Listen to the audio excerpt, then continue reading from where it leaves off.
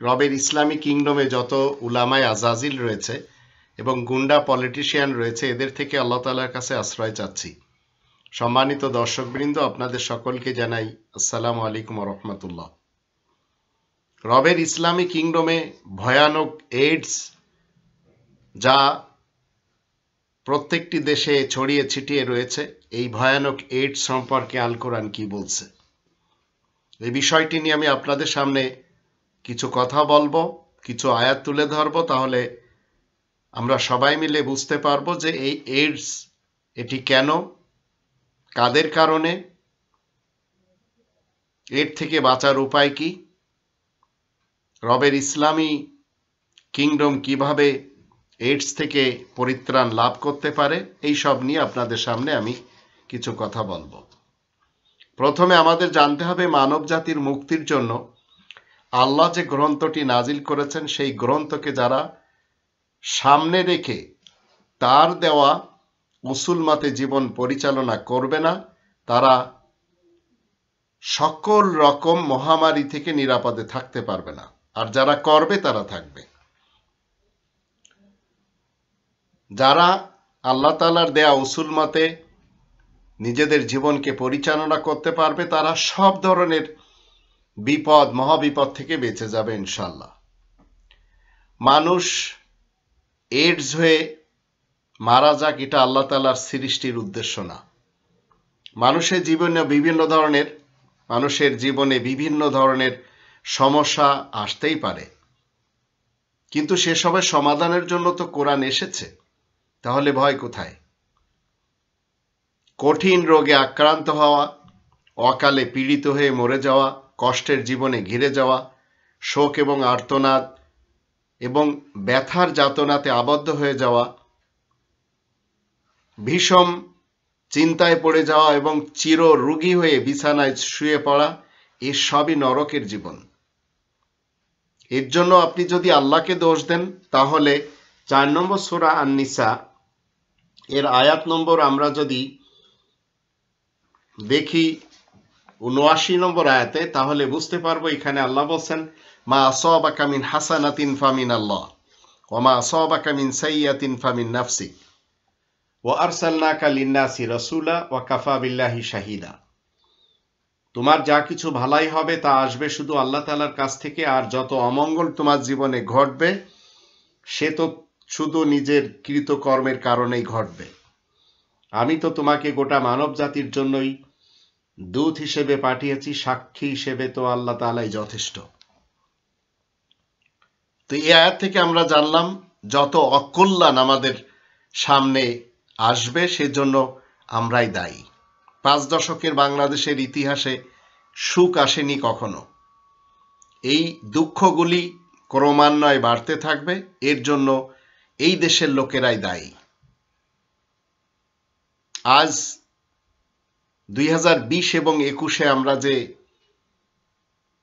করোনায় আক্রান্ত হচ্ছি, এর জন্য দায়ী বিগত 100 বছর ধরে যারা দুর্নীতি করেছে, দুষ্কৃতি করেছে, ভ্রষ্টাচার করেছে, নৈরাজ্য সৃষ্টি করেছে, এমন নেতা নেত্রী এবং কর্মীদের বদামলের কারণে পুরা বিশ্বে প্রত্যেক 100 বছরে এই ধরনের কোনো না কোনো ডিজাস্টার আসে এবং আল্লাহ তাআলার পক্ষ থেকে শাস্তি আসে। এটি আমরা 6 নম্বর সূরা আল-আনআমের 6 নম্বর আয়াত থেকে জানতে পারি। আগামী 100 বছর পরেও আসবে, কারণ দুর্নীতিবাজ নেতা নেত্রীরা এবং কর্মীরা এত বেশি কোরআন বিরোধী কর্মকাণ্ড করে যাচ্ছে, যার ফলে আপনি আমি সত্য কথাটুকু বলতে পারছি না। আমাদের দেশে আজ 2021 সাল মার্চ মাস, যত অপদার্থমূলক ঘটনা বিগত একটি যুগ থেকে আমাদের দেশে ঘটে চলেছে, জিনা, ব্যভিচার, শোষণ, গুম, খুন, হত্যা, এসবের জন্য দায়ী কে? এই জনগণ, যারা অবৈধ একজন প্রধানমন্ত্রীকে সাপোর্ট করে। এদের কারণে আবার এই দেশে 100 বছর পর বিশাল আকারে আল্লাহ তাআলার পক্ষ থেকে আযাব আসবে, এমনকি গোটা বিশ্বে আসবে আল্লাহ তাআলার ইসলামী কিংডমে। এইভাবে প্রত্যেকটি দেশেই এই আযাবটি আমরা দেখতে পাই। এটি প্রত্যেক 100 বছরে আসবেই। এই কোরআনের 21 নম্বর সূরা আল আম্বিয়া এই 10 নম্বর আয়াতে আল্লাহ কি বলছেন? লাকাদ আনজালনা ইলাইকুম কিতাবান ফিহি যিকরুকুম আফালা তাকিলুন। আমি তো তোমাদের সকলের কাছে একটি লিখিত এই গ্রন্থ নাজিল করেছি, কনস্টিটিউশন নাজিল করেছি, তোমাদেরই উল্লেখ এর ভিতরে রয়েছে। তোমরা কি একটু বুদ্ধি বিবেচনা কাজে লাগাবে না?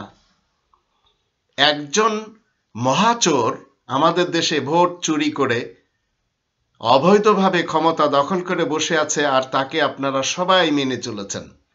তার বিরুদ্ধে কথা বলছেন না শুধু এই জন্য যে আপনি গুম হবেন, খুন হবেন, হত্যা হবেন অথবা জেলে যাবেন। আবার যারা একটু বেশি কথা বলতে চাচ্ছে, দেখা গেল আমাদের জাতিটা তো লোভী জাতি, কিছু টাকা পয়সা দিয়ে তাকে বসিয়ে দেওয়া হচ্ছে। আর আপনারা কি করছেন? আজ জান্নাতে যাওয়ার স্বপ্ন দেখছেন, কিন্তু আশেপাশে যারা চোর এদের বিরুদ্ধে কথা বলতে আপনি সোচ্চার নন। তো এই কোরআন খুলুন, কোরআনে আপনার এবং আমার সকলের কথা রয়েছে। পড়বেন, কোরআন আপনাকে আমাকে বলবে। কল্যাণের জন্য আল্লাহ তাআলা আমাদেরকে নিজের পক্ষ থেকে অফুরন্ত নেয়ামত দিয়ে থাকেন, আর অকল্যাণের জন্য আমরাই দায়ী। এই আয়াতে আল্লাহ কি বলছেন? 21 নম্বর সূরা আল আম্বিয়া 10 নম্বর আয়াতে, তোমাদের সকলের দিকে এই গ্রন্থটি আল্লাহ পাঠিয়েছেন। আজ আল্লাহ জীবিত। 2 নম্বর সূরা আল বাকারার 255 নম্বর আয়াত মতে, আল্লাহু লা ইলাহা ইল্লা হুয়াল হাইয়ুল কাইয়ুম। তিনি চিরঞ্জীব। সেই চিরঞ্জীব আল্লাহ আজ আপনাকে আমাকে বলছেন। তো আল্লাহ কর্তৃক মানুষের জন্য কখনো 6টি হাদিসের গ্রন্থ, 4টি হাদিসের গ্রন্থ, উসুলের গ্রন্থ এগুলি পাঠাননি, পাঠিয়েছেন একটি গ্রন্থ যার ভিতরে কোনো ভুল নেই। 2 নম্বর সূরা আল বাকারার 2 নম্বর আয়াত মতে, যালিকাল কিতাবুল লা রাইবা ফিহি হুদাল লিল মুত্তাকিন। এখন আপনাকে এই গ্রন্থ থেকে জানতে হবে, এই যে মানুষের আজ এইডসে ঘিরে গেছে, এর থেকে আপনাকে আমাকে কিভাবে বাঁচতে হবে। এই কিতাবে প্রত্যেকটি বিষয় আল্লাহ তাআলা কি বলে উল্লেখ করেছেন, আপনাকে আমাকে বাঁচতে হবে আল্লাহ তাআলার বিধান মেনে। সচেতন থাকা কতটুকু দরকার এটি একটু চিন্তা করুন। গোটা বিশ্বে প্রায় আজ 5 কোটির মতো মানুষ এইডসের রোগী হয়ে আছে। দৈনিক গোটা বিশ্বে 15 থেকে 16,000 লোক এই রোগে আক্রান্ত হচ্ছে, আর 1,000-এর মতো লোক দৈনিক মৃত্যুবরণ করছে।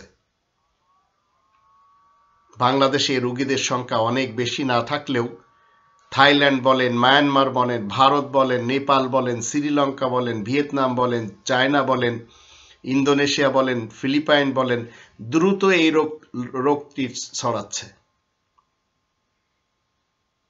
ইউরোপ, আমেরিকা, অস্ট্রেলিয়া এবং আফ্রিকাতে এই রোগের সংখ্যা যে কম রোগীদের তা না, কিন্তু এইডস নওজোয়ানদের মাঝে বেশি ছড়ায় 2টি কারণে: বীর্যের মাধ্যম দিয়ে, রক্তের মাধ্যম দিয়ে। আবার শিশুদের মাঝে এইডস প্রবেশ করে মায়ের দুধের মাধ্যমে। ইসলাম তথা শান্তি, এই শান্তির সিস্টেমে জীবন কাটালে নিরাপদে জীবন কাটানো যায়। যারা সমাজের পাপিষ্ট তারা শান্তির গণ্ডিকে ডিঙিয়ে নিজেদের যৌন ক্ষুধা মেটানোর জন্য যখন HIV এতে আক্রান্ত রোগীদের সাথে নিরাপদ যৌন মিলন করে, তখন তারাও আক্রান্ত হয়ে যায় এই কালান্তক ব্যাধিতে। এছাড়া এইডস ধারীদের রক্ত কোনো ক্রমে যদি কারো শরীরে প্রবেশ করে, তাহলে সে আর এই রোগ থেকে বাঁচতে পারে না। শিশুরা নিষ্পাপ হয়, আমরা সবাই জানি। এই নিষ্পাপ শিশুরা HIV আক্রান্ত মায়েদের দুধ পান করে এইডস রোগে আক্রান্ত হয়। জিনা ব্যভিচার শান্তির সিস্টেমে অবৈধ,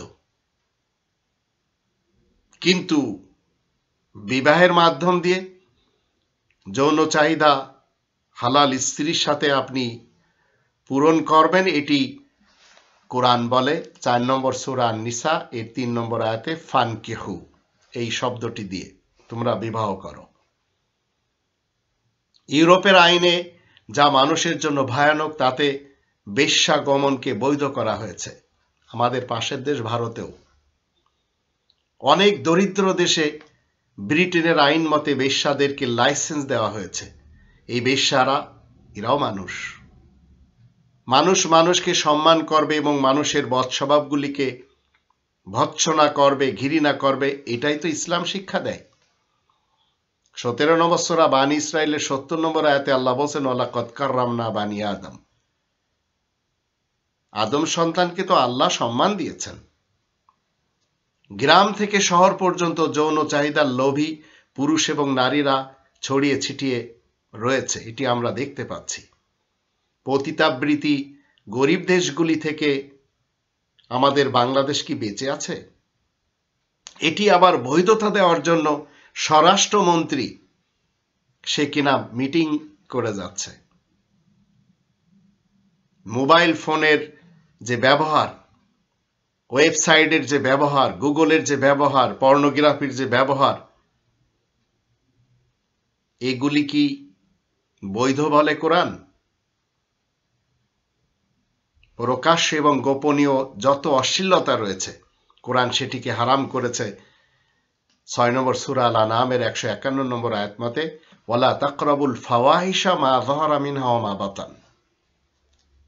দেশে যদি অবৈধ প্রধানমন্ত্রী থাকে তাহলে তার জন্য জাতি তো একেবারে গুনাতে ঘিরে যাবে। আর এটি আমরা আজ 2021 সাল বিগত একটি যুগ থেকে দেখতে পাচ্ছি। ঘরে ঘরে এই ক্যাবল সিস্টেম চলে গেছে। ইন্ডিয়ার ফিল্মের বলেন, ইন্ডিয়ার সিরিয়াল দেখার জন্য বলেন, এগুলি লাইসেন্স দেওয়া হয়েছে। তারা এদেশে এসে তাদের হিন্দি ভাষায় এবং বাংলা ভাষায় তারা ঘরে ঘরে ঢুকে দিয়েছে। আর দেশের সন্তানেরা সঠিকভাবে বাংলা ভাষা না বলতে পারলেও তারা হিন্দি এবং উর্দু খুব ভালোই বোঝে। এর জন্য এই অবৈধ সরকারই দায়ী। আর শুধু সরকারকে দোষ দিলে তো হবে না, আপনি নিচ্ছেন তাই দেওয়া হচ্ছে। এর জন্য হাজার হাজার কোটি টাকা গণনা করতে হয় বছরের শেষে। বাংলাদেশের মতো একটি গরিব দেশ, যে দেশের ছেলে মেয়েরা এই মিডিয়াগুলিকে খুব বেশি পছন্দ করে, অবৈধ যেখানে মেলামেশা, যৌনাচার, ফাউল টকিং, আবার যে সমস্ত ফিল্ম, নাটক, থিয়েটার, এগুলি সব দেখে কি হচ্ছে, প্রত্যেকটি সংসারে আগুন লাগানো হয়েছে। এর জন্য দায়ী এই অবৈধ সরকার। দেশের সন্তানদের এক শ্রেণীর ইবলিস এবং শয়তান চরিত্রের উপর উপনীত হয়ে কেউ বয়ফ্রেন্ডের পিছনে, কেউ গার্লফ্রেন্ডের পিছনে, কেউ ছেলে এবং মেয়ে বন্ধু বান্ধবদেরকে খুঁজে বেড়াচ্ছে। শিক্ষাঙ্গনের শিক্ষিত ও গ্রামের মূর্খ অশিক্ষিত ছেলে মেয়েদের মধ্যে নৈতিকতা অনুশাসন তেমনভাবে কাজ করছে না। লেখাপড়ার ছাত্রছাত্রীরা অবৈধ মেলামেশাকে মডার্ন আর আধুনিকতার অংশ মনে করে চলেছে। বাংলাদেশের বাবা মারা যদি তাদের সন্তানদেরকে শান্তির শিক্ষা না দেন, তাদেরকে যদি ইসলামের আইন মতে গড়ে না তুলতে পারেন, তাহলে অচিরেই এদেশের ছেলে মেয়েরা এই অভিশাপের রোগে দ্রুত আক্রমণ হবে। এদেশের মাতা পিতারা যদি ইউরোপের মাতা পিতাদের মতো রোল পাঠ করতে যে নিজেদের ছেলে মেয়েদেরকে অবৈধ যৌন চাহিদার পথ থেকে বাধা না দেয়, তাহলে প্রতিটি ঘরের মধ্যে প্রবেশ করবে এই ভয়ানক রোগটি। এদেশের ছেলে মেয়েদের ভবিষ্যৎ আর তখন উজ্জ্বল হবে না, হবে অন্ধকার। যার কিছুটা নমুনা আজ 2021 সালে আমরা দেখতে পাচ্ছি। বিগত একটি যুগ থেকে একটু বেশি হচ্ছে এদেশে জেনা, ব্যভিচার, ধর্ষণ, বলাৎকার, এমনকি ধর্মশালায়ও শালায়ও হচ্ছে। আমি তো ইউরোপের অনেক দেশে বাংলাদেশি ভাই বোনদের এইডস রোগে আক্রান্ত অনেক রোগী দেখেছি। অর্থ রোজগারের জন্য অনেক বাংলাদেশিরা ইউরোপে পাড়ি জমিয়েছেন, বিভিন্ন ভাবে এসেছেন। ইউরোপের এইডস রোগের ছেলে মেয়েদের সাথে বাংলাদেশিদের অনেকের যৌন সম্পর্ক থাকাতে একসময় তারা HIV ভাইরাস নিয়ে দেশেও ফেরত যান। এমনদের অনেকেই তো আমি জানি। 2007 সালে বাংলাদেশি একটা ছেলের মৃত্যু হয়।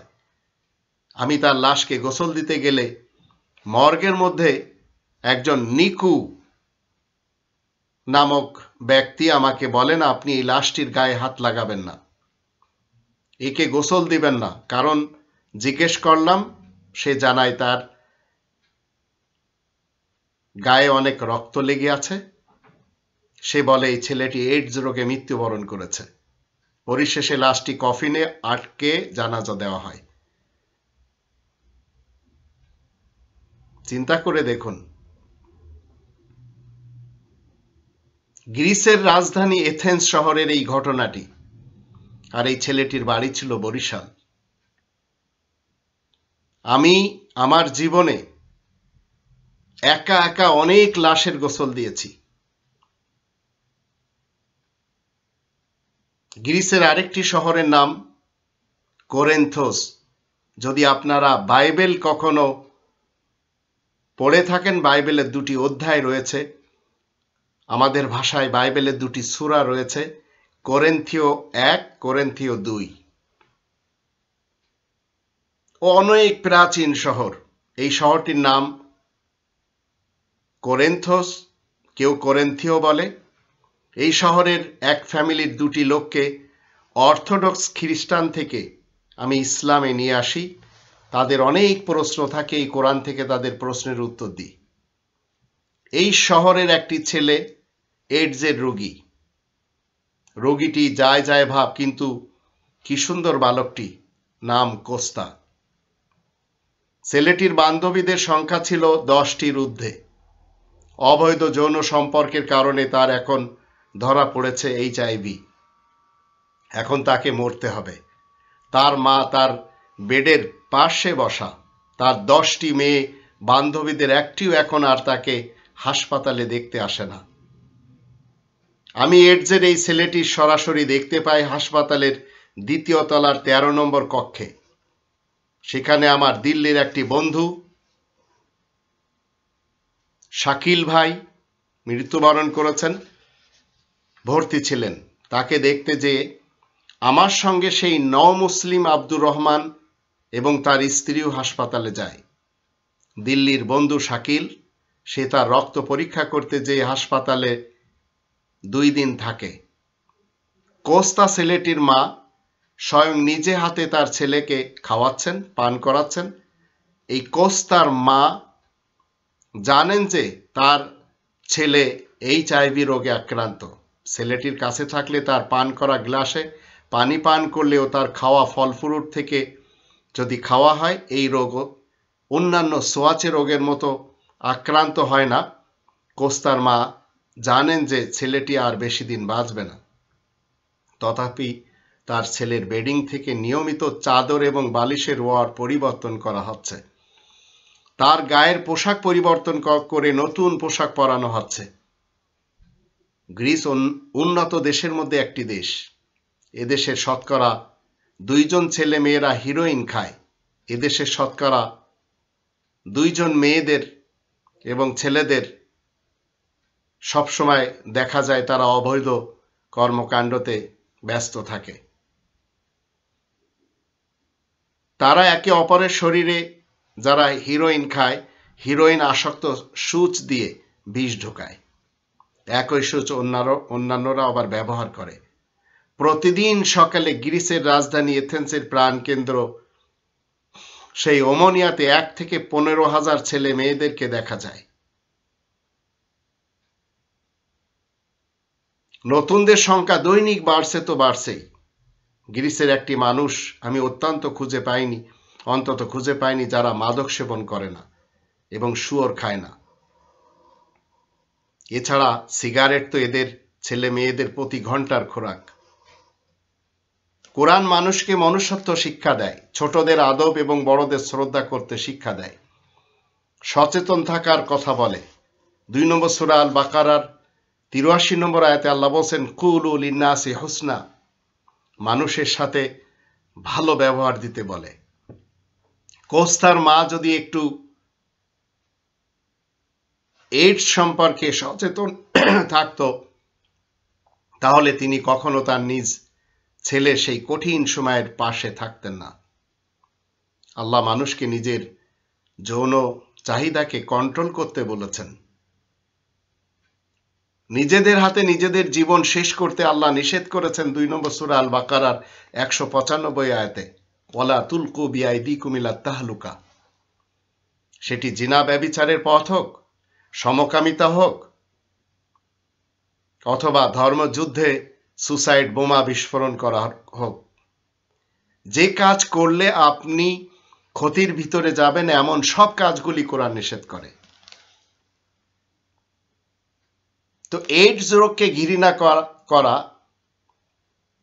আপনার আমার দায়িত্ব, কিন্তু এইডস রোগীকে ঘৃণা তো করা যাবে না।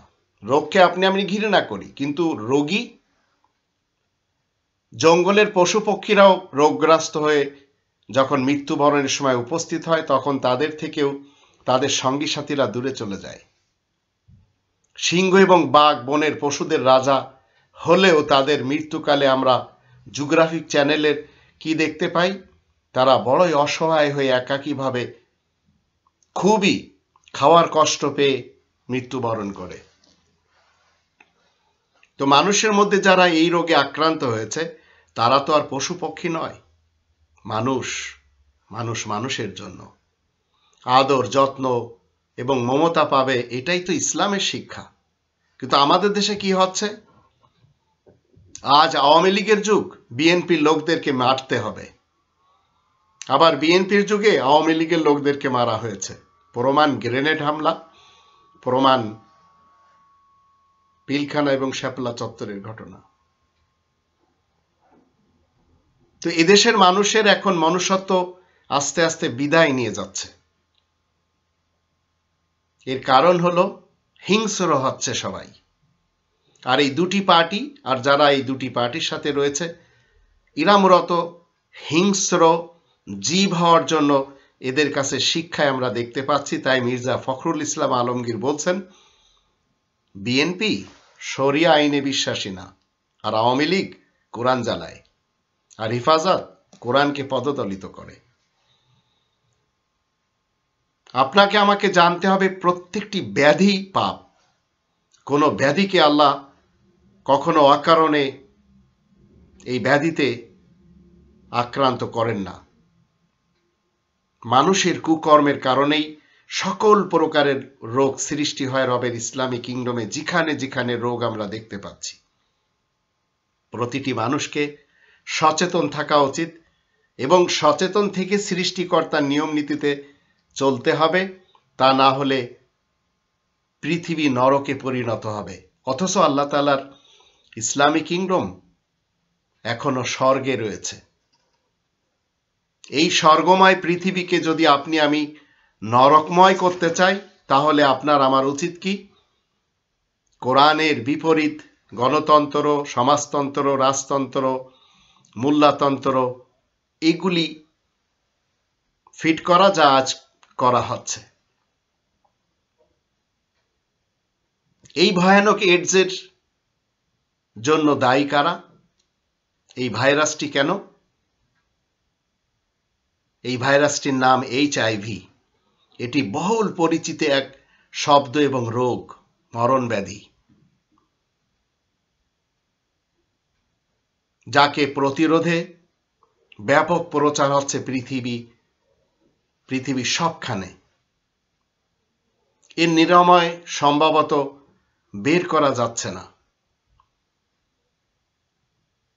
আফ্রিকার যে দেশগুলি, সোয়াজিল্যান্ড বলেন, বতসোয়ানা বলেন,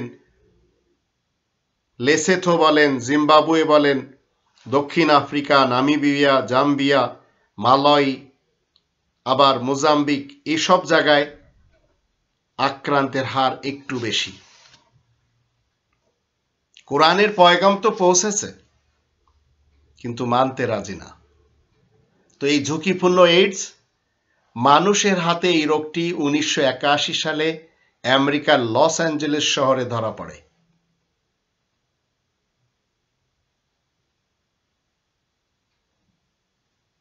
অ্যাকর্ড ইমিউনি ডিফেন্সি সিন্ড্রোমস এর অদি অক্ষর দিয়ে এইডস নামকরণ করা হয়েছে। এইডস রোগের বাহক হলো অতি ক্ষুদ্র এক বিশেষ ধরনের ভাইরাস।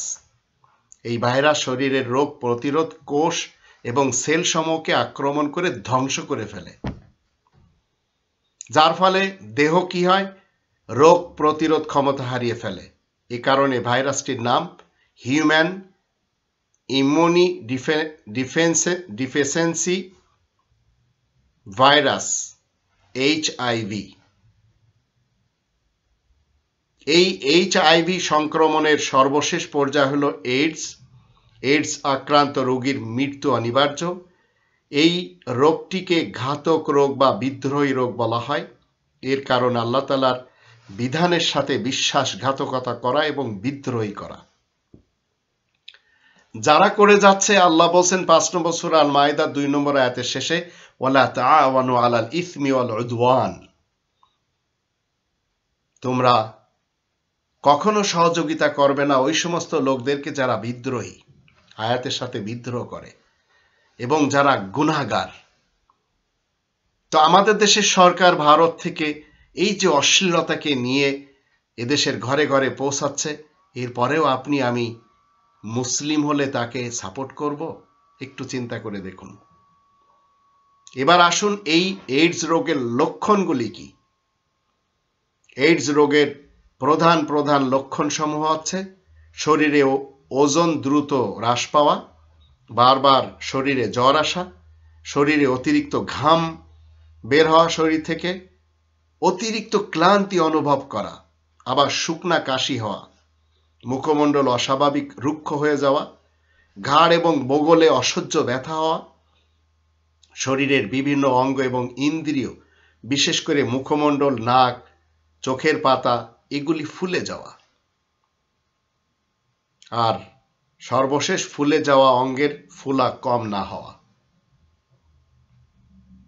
এইডস রোগের মেইন কারণসমূহ হচ্ছে জিনা করলে তথা নারী পুরুষ অবৈধভাবে যৌন চাহিদা মেটালে, সমকামিতা তথা ছেলে ছেলে বা পুরুষে পুরুষে যৌন চাহিদা মেটালে, এইডস আক্রান্ত বাবা মা থেকেও এই ঝুঁকিপূর্ণ রোগটি সন্তানের দেহে সংক্রমিত হয়ে থাকে। রোগাক্রান্ত মায়ের দুধ পানে সন্তানের দেহে রোগ সংক্রমিত হতে পারে। আপনার নজরকে যদি আপনি আমি কন্ট্রোল না করতে পারি, আমার নজরকে আপনার নজরকে যদি কন্ট্রোল না করতে পারি, কুনজর বলেন বদনজর বলেন, এই কুনজর আর বদনজরের ফলে আস্তে আস্তে একদিন স্কুল কলেজের এবং ইউনিভার্সিটির স্টুডেন্টরা, শিক্ষার্থীরা, অন্যান্য যারা রয়েছে তাদেরও অনেকে একে অপরের সাথে আলিঙ্গন করার পাশাপাশি যখন তাদের সাথে তারা কুকর্ম করে, ঠোঁটে ঠোঁট মেলায়, আর তাতে মুখের মধ্যে যে থুতু এবং অন্য কিছু এসে যায়, এতে উভয়ের দেহে এই রোগটি সংক্রমিত হতে পারে। তাই কোরআনের 24 নম্বর সূরা আন-নূর এর 30 এবং 31 আয়াত দুটিতে বিশেষভাবে আল্লাহ বলে দিয়েছেন, তোমরা সেক্সের দৃষ্টি শক্তিকে নিচের দিকে ঝুঁকিয়ে রাখো আর গোপন অঙ্গকে হেফাজত করো। এই দুটি জিনিস প্রত্যেক পুরুষ এবং নারীর জন্য কোরআন বাধ্যতামূলক করেছে। আবার রক্ত, অঙ্গ, কলা, ইন্দ্রিয় এবং একই সূচ দিয়ে অনেক লোকের ইনজেকশন প্রদানের মাধ্যম দিয়ে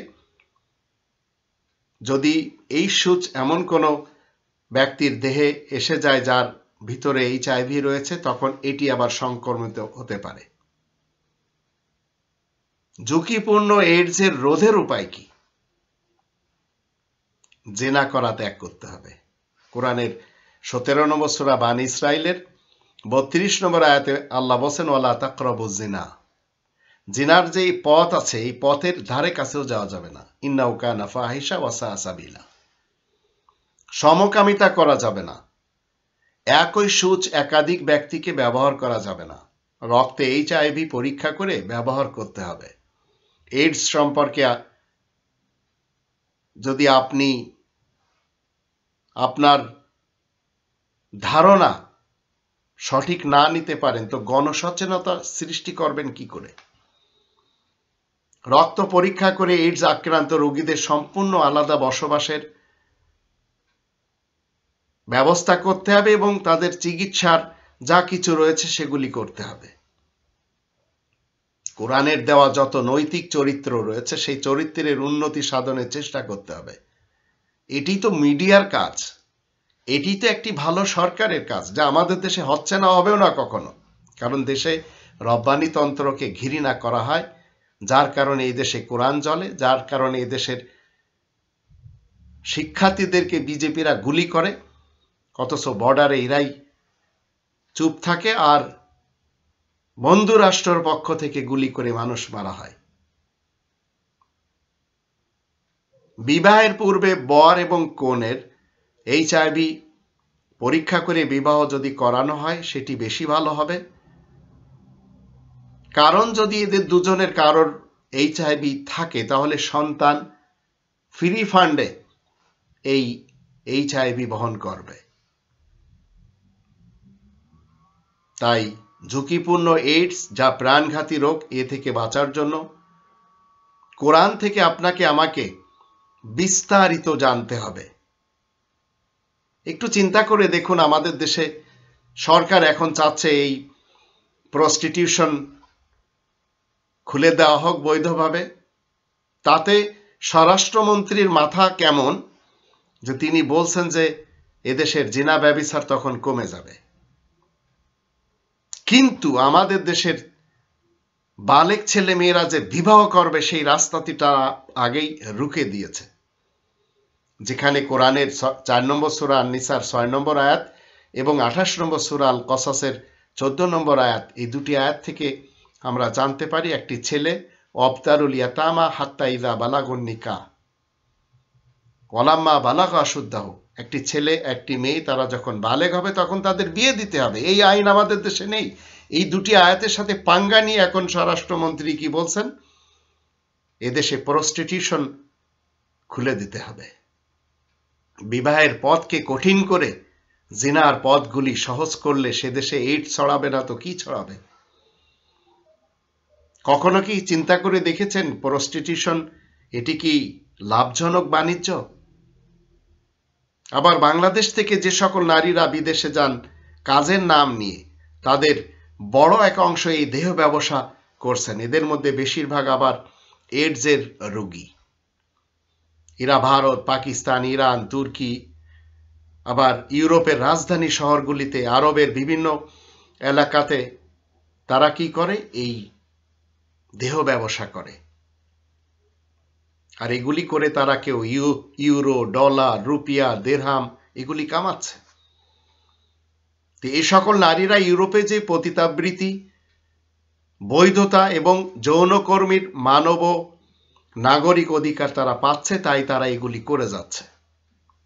যদিও আরব দেশগুলিতে গোপনীয়ভাবে এই কাজগুলি করানো হয়, কেউ তো এইসব কাজের জন্য আমাদের দেশ থেকে যায় না, কিন্তু দেখা গেল একটি এমন সিচুয়েশনে এরা ঘিরে যায় যে এদের এই পথ ছাড়া আর কোনো পথ থাকে না। আর আমাদের দেশের রাজধানী ঢাকা শহরে অনেক পার্কে, হোটেলে, বিভিন্ন বাসা ও ফ্ল্যাট বাড়িতে চলছে এই পতিতাবৃত্তি। উইমেন ফর উইমেনের রিপোর্ট মতে ঢাকা শহরের 90টি এলাকায় বর্তমান 40,000 যৌনকর্মীরা নিয়মিত কাজ করে চলেছে। তাছাড়া দৈনন্দিনের বৃদ্ধিও তো হচ্ছে। যারা এই সকল নারীদেরকে ক্ষণিকের জন্য উপভোগ করে অর্থ ব্যয় করে এইডসের রোগী হচ্ছেন এবং যারা অর্থ উপার্জন করছেন, তারা কি জানছেন যে ধরনের বাণিজ্য থেকে তারা লাভবান হচ্ছেন? একটু চিন্তা করে দেখা দরকার। মানুষ যদি কোরআনের আয়াতের মাধ্যম দিয়ে সচেতনতা অবলম্বন না করতে পারে, তাহলে এই কোরআন আসছে কি জন্য? আমেরিকার লস অ্যাঞ্জেলেস শহরে সমকামী 5 জন যুবকের মধ্যে ধরা পড়েছিল প্রথমে 1981 সালে এই এইডস রোগটি। আজ গোটা জগতে মহামারী আকারে ছড়িয়ে পড়েছে এই রোগটি। কোন দেশের বড় শহরগুলো বাদ পড়েনি। এই রোগটি সকল বয়স, সকল শ্রেণী, সকল ধর্মের অনুসারী সহ সকল আচরণে অভ্যস্ত পুরুষ এবং মহিলাদের মধ্যে একটি ভয়ানক জনস্বাস্থ্য সমস্যা রূপে দেখা দিয়েছে। কারণ কোরআন যেখানে আল্লাহ বলছেন যে তোমরা বিবাহ করো, একাধিক বিবাহরও দরকার হলে তাও করা যাবে, দ্বিতীয়, তৃতীয়, চতুর্থ, কিন্তু নফসের চাহিদার গোলাম সেজে যারা বেশ্যাদের এবং গার্লফ্রেন্ড রেখে আপন দৈহিক চাহিদা মিটানোর কাজে ব্যস্ত রয়েছেন, এদের অধিকাংশরা আজ এই মহামারীতে ভুগছে।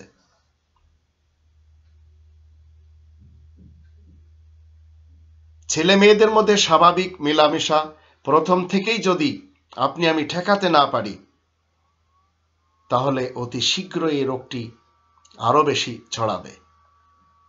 তো বদনজরকে রীতিমতো কন্ট্রোল করতে হবে। না করতে পারলে আস্তে আস্তে দেখা দিবে যৌন আচরণের দিকে মন ঝুঁকে পড়বে, আর একদিন অবৈধভাবে ওই কাজে অভ্যস্ত হয়ে যাবে। যার জন্য আজ আমাদের দেশে প্রতিনিয়ত আমরা দেখতে পাচ্ছি হুজুরদের একদল তারা বলৎকার করে যাচ্ছে, ধর্ষণ করে যাচ্ছে ছোট ছোট ছেলে মেয়েদের সাথে, আবার অনেকে মেরেও ফেলে দিচ্ছে। ধরা পড়ার পরে তারা বলছে এই কাজটি শয়তান আমার দিয়ে করিয়েছে। হাস্যকর। আর জেনারেল শিক্ষিতদের মাঝে আর অবৈধ সরকারে যারা পা চেটে যাচ্ছে তাদের মাঝে তো কোনো অভাব নেই। জেনা করা, সমকামিতা করা, গার্লফ্রেন্ড রাখা, এগুলি কোরআন বিরোধী কাজ। ইউরোপ আমেরিকার অনেক ধর্মীয় প্রতিষ্ঠানের পুরোহিত এবং ফাদার তাদের শিষ্যদের মাঝে এই এইডসের রোগ দেখা দিয়েছে, ধরা পড়েছে। কখনো সিএনএন বলেন, বিবিসি ওয়ার্ল্ড বলেন, আল জাজিরা বলেন, এইসব গণমাধ্যমগুলির মাধ্যম দিয়েও তো জানা যায়।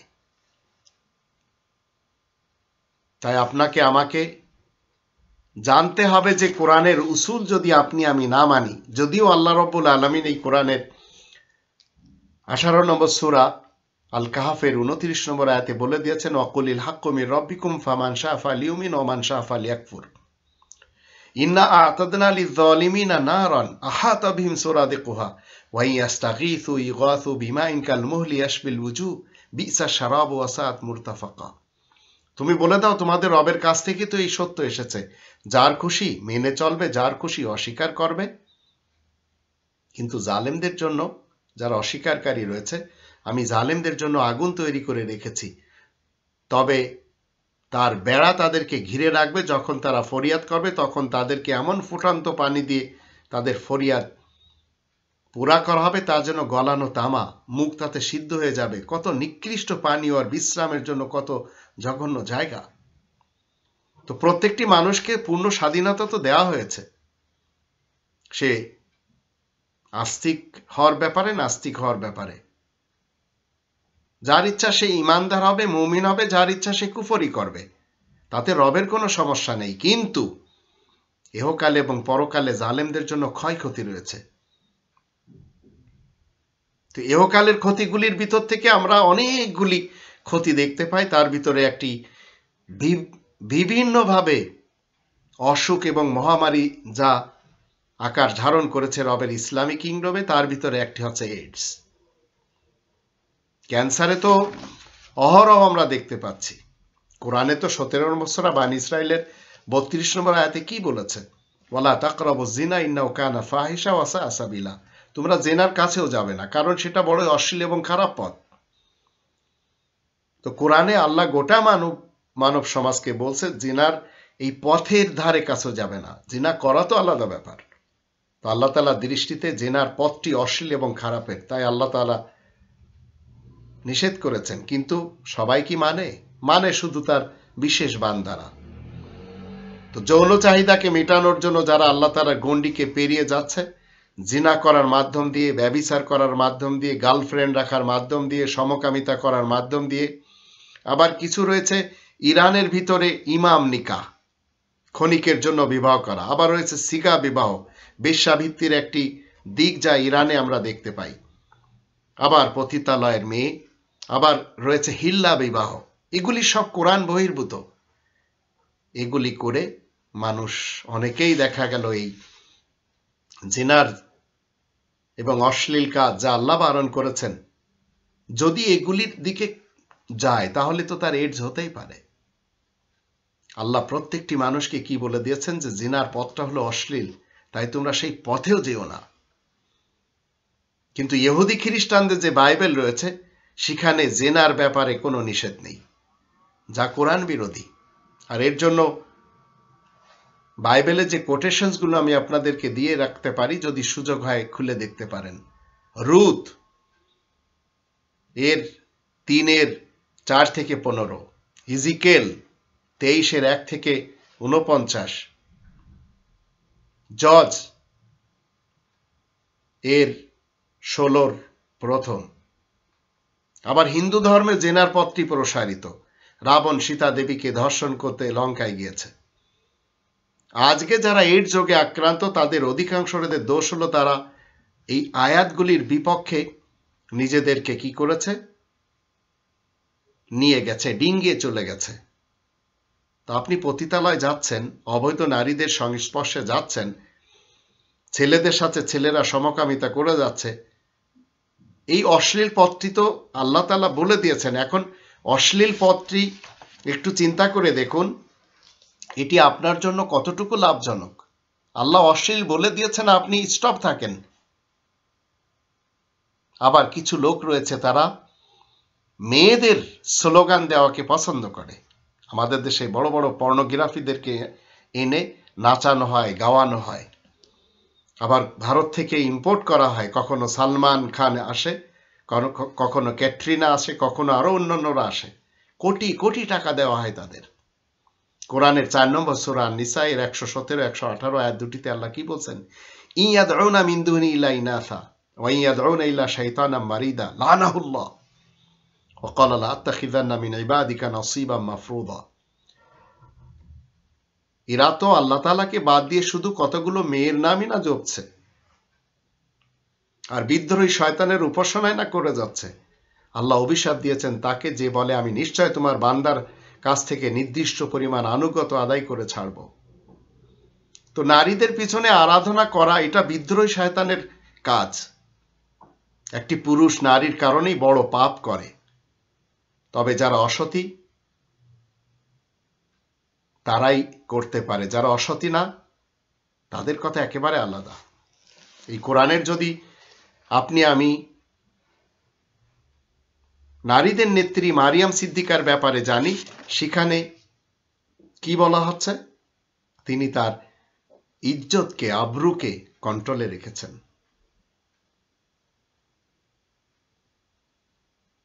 কোরআনের আমরা যদি 23 নম্বর সূরা মুমিনুন এর প্রথম 7টি আয়াত দেখি, সেখানে আল্লাহ বলেন কদ আফলাল মুমিনুন, নাজাত পাচ্ছে সে তো মুমিনরাই। 5 নম্বর আয়াতে বলা হচ্ছে, 1 নম্বর আয়াত, এবার 5 নম্বর আয়াতে বলা হচ্ছে ওয়াল্লাযীনা হুম লিফুরুজিহিম হাফিজুন, যারা নিজেদের যৌন অঙ্গের হিফাজত করছে, ইল্লা আলা আজওয়াজিহিম আও মা মালাকাত আইমানুহুম ফাইন্নাহুম গায়রু মালুমিন, তবে কিনা নিজেদের স্ত্রীগণ যারা তাদের ডান হাতের দখলে রয়েছে একটি অঙ্গীকার সূত্রে, তাদের উপরে তো কোনো অভিযোগ নেই। ফাইন্নাহুম গায়রু মালুমিন ফামান ইবতাগা ওয়ারা যালিকা ফাউলাইকা হুমুল আদুন, কিন্তু এরপরেও যে কেউ এছাড়া অন্য উপায় খুঁজবে তারাই হচ্ছে সীমা লঙ্ঘনকারী। তো আর সীমা লঙ্ঘনকারীরাই এই এইডস রোগে আক্রান্ত হচ্ছে ইউরোপে, আমেরিকায়, অস্ট্রেলিয়ায়, কানাডায়, আফ্রিকার, এশিয়া এবং আরব দেশগুলিতে। পৃথিবীর কোথাও, রবের ইসলামী কিংডমে কোথাও বাদ নেই। আমাদের দেশে সবসময় কিন্তু এই জিনাখোররা ধরা পড়ে। তাদের শাস্তি কি দেওয়া হয়? কোরআন বিরোধী। কোরআনে 24 নম্বর সূরা আর নূরের 2 নম্বর আয়াতে আল্লাহ বলেন আযানিয়াতু ওয়াযানি ফাজলিদু কুল্লা ওয়াহিদিম মিনহুমা মিআতা জালদা ওয়ালা তা'খুযকুম বিহিমা রাফাতুন ফি দীনিল্লাহ ইন কুনতুম তু'মিনুনা বিল্লাহি ওয়াল ইয়াউমিল আখির ওয়ালিয়াশহাদ আযাবাহুমা তায়ফাতুম মিনাল মুমিনিন। ব্যভিচারী এবং ব্যভিচারিণী এদের প্রত্যেককে 100 চাবুক মারবে তোমরা, আর তোমরা যেন ওদের উপরে আল্লাহ তাআলার বিধান সম্পর্কে কিছু মাত্র সদয় ভাব পোষণ না করো, যদি তোমরা সত্যিকার মুমিন হয়ে থাকো। আর কিয়ামতের দিন সম্পর্কেও তাদের এই শাস্তি যেন মুমিনদের একটি দল উপস্থিতভাবে দেখে। তো এই শাস্তির বিধান যদি রবের ইসলামী কিংডমে কার্যকরী করা হয়, এইডস রোগ থাকবে? জেনাকারী এবং জেনাকারিনী তাদের এই যে শাস্তি, এটি যদি করা হয় তাহলে বিশ্বাস করেন পৃথিবী থেকে অন্তত এই সব রোগগুলি উঠে যাবে। আল্লাহ লিখে দিয়েছেন জেনার কারণে তারা 100 চাবুক খাবে, কিন্তু পৃথিবীর মোড়লেরা এই শাস্তি পছন্দ করে না। তাই যেখানে ইল্লিগাল সেক্স হবে দেয়ার মাস্ট বি এইডস, সেখানে এইডস হতে বাধ্য। 24 নম্বর সূরা আন-নূরের 3 নম্বর আয়াতে আল্লাহ বলেন আয-যানি লা ইয়ানকিহু ইল্লা যানিয়াতান আও মুশরিকা ওয়া যানিয়াতু লা ইয়ানকিহু ইল্লা যানিন আও মুশরিক ওয়া হুররিমা যালিকা আলাল মুমিনিন। ব্যভিচারী পুরুষ শুধু ব্যভিচারিণী কিংবা শুধু মুশরিক নারীকে বিয়ে করবে, আর ব্যভিচারিণী শুধু ব্যভিচারী অথবা মুশরিক পুরুষকে বিয়ে করবে। মুমিনদের জন্য এই প্রথা আল্লাহ হারাম করে দিয়েছেন। তা আপনাকে আমাকে মুমিন হতে হবে। আবার যখন দেখবেন সমকামিতা হচ্ছে, 4 নম্বর সূরা আন-নিসার 16 নম্বর আয়াতে আল্লাহ বলেন ওয়াল্লাযানি ইয়াতিয়ানিহা মিনকুম ফাআযুহুমা ফাইন তাবা ওয়া আসলাহা ফাআরিদু আনহুমা ইন্নাল্লাহা কানা তাওয়াবার রহিমা। তোমাদের মধ্যে দুজন পুরুষ যদি তেমন অপকর্ম করে তাহলে তাদেরকে সাজা দাও, পরে যদি তারা তওবা করে ফেরত আসতে চায়, নিজেদেরকে শুধরে নিতে চায়, তাহলে তাদেরকে ছেড়ে দাও, নিশ্চয় আল্লাহ তওবা কবুল করেন, তিনি বড়ই দয়াময়।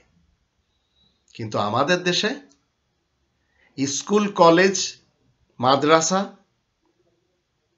এসব হচ্ছে, ধরাও পড়ছে, শাস্তি দেওয়া হচ্ছে না। বরঞ্চ জাহাঙ্গীরনগর বিশ্ববিদ্যালয়ের যে ইতিহাস যেই রচনা করুক, জাহাঙ্গীরনগর বিশ্ববিদ্যালয় নিয়ে আপনি ইতিহাস লিখবেন, আপনাকে অবশ্যই লিখতে হবে যদি আপনি একজন ভালো লেখক হন, যে এখানকার একটি ছেলে 100 মেয়ের সাথে এই কুকর্ম করে সেঞ্চুরি করেছিল। এগুলি শিক্ষাঙ্গন? এই মাদ্রাসায় যেসব হুজুররা ধরা খায় এগুলি ইসলামের শিক্ষাঙ্গন? এগুলি হচ্ছে সব খবিজদের আনাগোনার প্রতিষ্ঠান। 24 নম্বর সূরা নূরের 26 নম্বর আয়াতটি আসুন আমরা একটু দেখে নিই। আল্লাহ বলেন আল খাবিসাতু লিল খাবিসিন ওয়াল খাবিসুনা লিল খাবিসাত ওয়াত তাইয়িবাতু লিত তাইয়িবিন ওয়াত তাইয়িবুনা লিত তাইয়িবাত উলাইকা মুবাররাউনা মিম্মা ইয়াকুলুন লাহুম মাগফিরাতুন ওয়া রিজকুন কারীম। নোংরা মেয়েগুলো নোংরা পুরুষদের জন্যই, আর নোংরা পুরুষগুলো নোংরা মেয়েদের জন্যই। আল্লাহ দুটি সোসাইটি আলাদাই করে দিচ্ছেন। আর পবিত্র মেয়েরাই তো পবিত্র পুরুষদের জন্য, আর পাক পবিত্র পুরুষরা তো এসব হতে নির্লিপ্ত, যা নাকি ওরা বলে বেড়াচ্ছে। তাদের জন্যই তো ক্ষমা সম্মানিত রুজির ব্যবস্থা রয়েছে। আজ এই ধর্মশালায় আর আজ এই শিক্ষাঙ্গনে সন্তানেরা কন্ডম নিয়ে যাচ্ছে, আর তারা বলছে আমরা তো এসব কাজ করব, কিন্তু কন্ডম ব্যবহার করব, কারণ তারা শুনেছে যে কন্ডম ব্যবহার করলে বাঁচা যায়। তো লাভ হচ্ছে কন্ডম কোম্পানির। মুসলমান দেশগুলির ছেলে মেয়েরা এত বেশি চালাক যে তারা কোরআনের আয়াতকে কিভাবে ডিঙ্গিয়ে চলবে তার জন্য তাদের কাছে বিভিন্ন মাধ্যম রয়েছে। নারীদের নেত্রীর ব্যাপারে আসুন আমরা একটু জেনে নিই, তার চরিত্র কেমন, যা থেকে আমরা পুরুষরা এবং নারীরা সবাই শিখবে।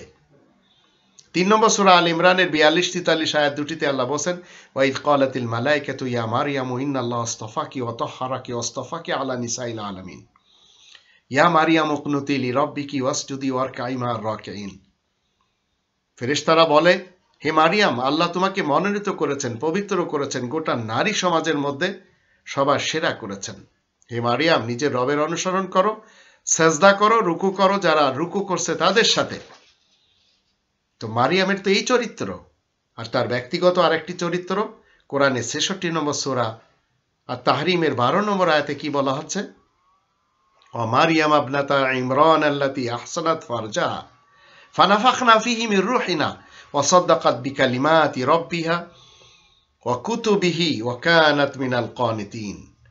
ইমরানের মেয়ে মারিয়াম, সে নিজ আবরুর পবিত্রতা রক্ষা করে, আর আমি তাতে আমার হুকুম থেকে ফুৎকার করে দিই, আর সে তার রবের বাণী, তার কিতাবসমূহের সত্যতা সুপ্রমাণ করে। সে তো অনুগতদেরই শামিল।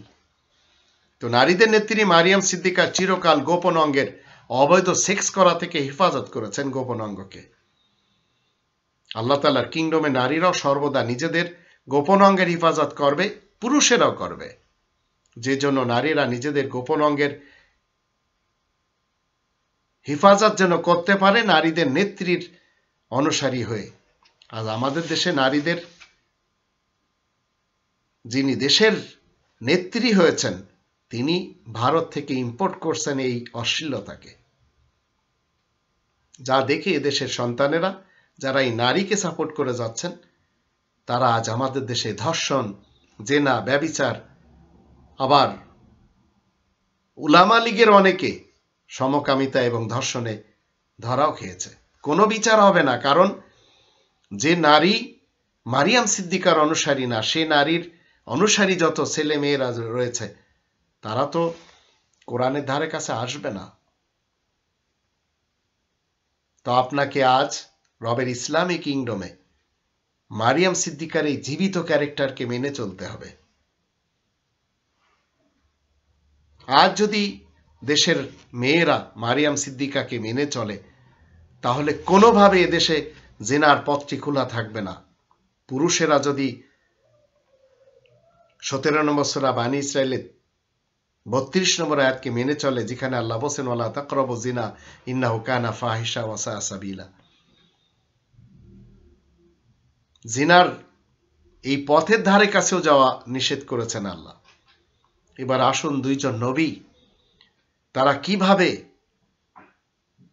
এমন দুইজন স্ত্রীর সাথে সংসার করেছেন, সেটি আমরা এই কোরআনের যদি দেখি,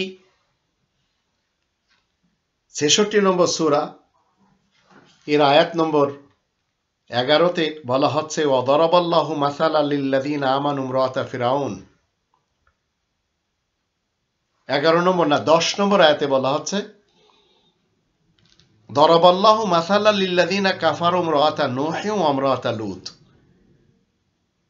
কানাতা তাহতা আবদাইনি মিন ইবাদিনা সালিহাইন ফাখানাতাহুমা ফালাম ইউগনিয়া আনহুমা মিনাল্লাহি শাইআ ওয়া কিলা ইদখুলান নার মা'আদ দাখিলিন।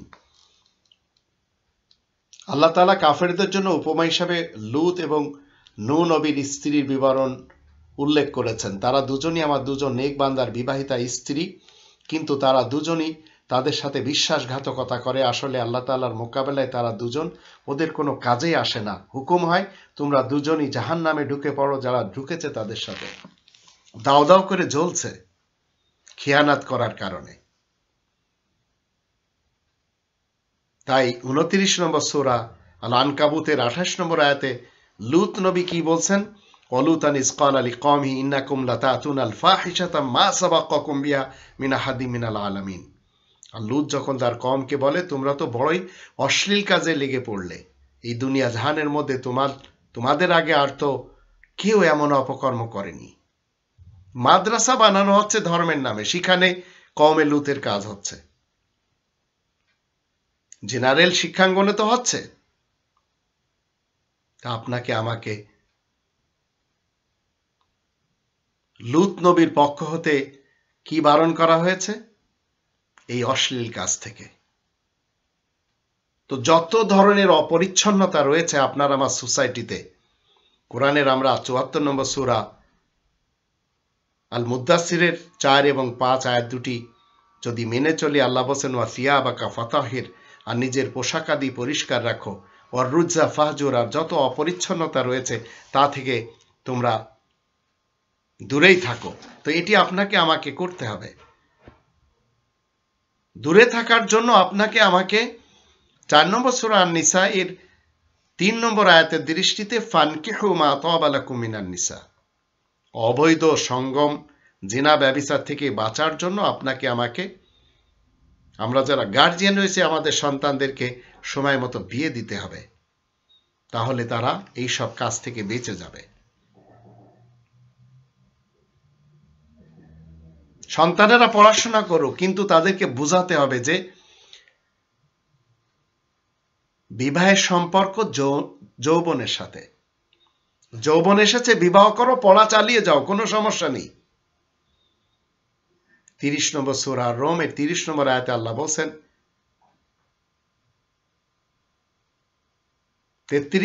33 নম্বর সূরা আল আহজাবের 30 নম্বর আয়াতে আল্লাহ রাব্বুল আলামিন একটি কথা বলেছেন, আসুন আমরা একটু দেখে নিই।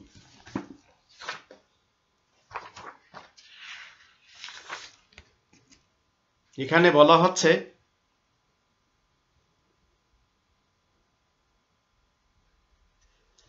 ওয়াকারনা ফি বুয়ুতিকুন্না ওয়ালা তাবাররাজনা তাবাররুজাল জাহিলিয়াতিল উলা,